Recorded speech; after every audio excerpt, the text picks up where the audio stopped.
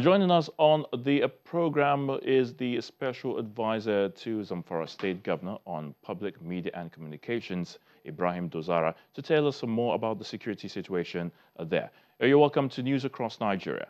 Thank you so much. All right, let's start up now. This crisis started as a farmer-herdsman conflict.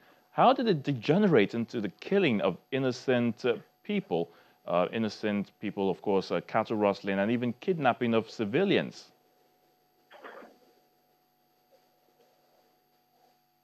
Come again? Now, I said the crisis which started in Zamfara state as a result of a farmer-herdsman conflict, but we're beginning to see it degenerate into killing of innocent people, even kidnapping of civilians. How did it get to this point? Well, as you know, security situation is a serious problem everywhere in the world today. Zamfara state is not spared, and we have been battling with this security situation today, and it all started from farmers' herdsmen conflicts, which in fact generated due to lack of adequate manpower in the area of security, and also due to lack of adequate sophisticated weapons by our security men. And this is how it has been generated. And because of the war in the northeast, which pushed out the Boko Haram, and also the fighting in our neighboring countries also gave impetus to the rise in this crisis. The Minister of Interior, Lieutenant General Abdurrahman Dambazao, has already given assurances that additional security resources will be deployed to end the destruction of lives and property. But why is the governor still pressing for a state of emergency at this point in time?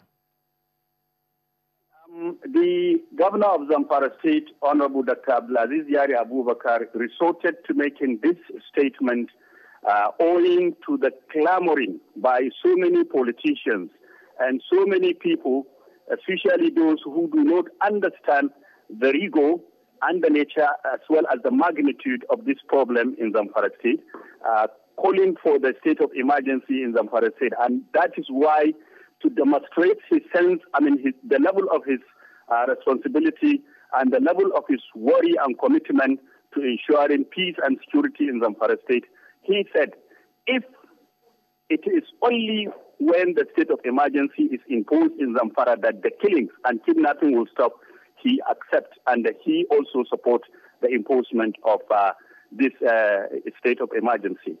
And one thing I want people to understand is those people calling for state of emergency do not even understand what state of emergency is all about. That is the fundamental question we should understand. What is state of emergency? State of emergency is a situation where more proactive measures are taken to correct anomalies. And as far as the federal government is concerned, and as far as the government of Zamfara State is concerned, a lot of measures, proactive measures have been taken. So I don't understand what state of emergencies people are talking about. What is more than sending more troops? Today we have about 4,000 security personnel in Zamfara State, unlike before, where we had less than 1,000. Today we have so many military formations and units, unlike before, when we did not have. So as far as I am concerned, the state of emergency in Zamfara State had been declared since long ago. Now, do you think that this situation will stop the attacks, seeing that the bandits seem to have a way of getting to their victims? I mean, talking about the state of emergency, which you've already alluded to the fact that it is taking proactive measures in ensuring that the crime is reduced to its barest. Well, you see, what we are talking about is the nature, the sensitive nature of this, this banditry. We are also talking about our own people who are very, very irresponsible in the sense of informing the bandits.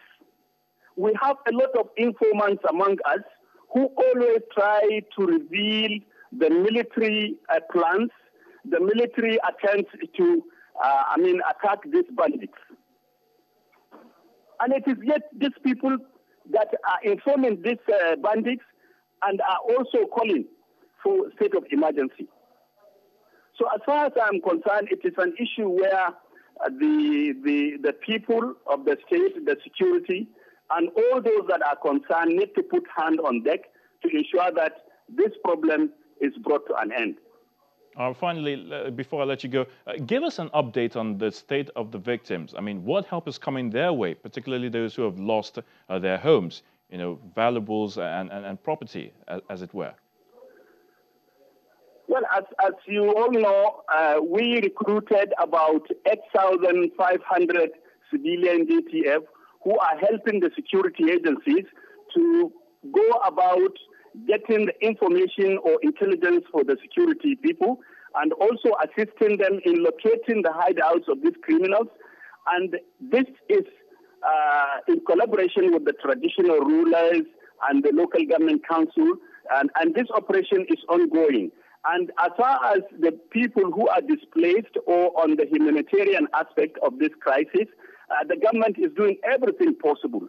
Our people who left their houses are being brought back, and also a lot of committees that were set up to go into our neighboring states to find out who are those people from Zamfara state that left the state in search of shelter due to this crisis.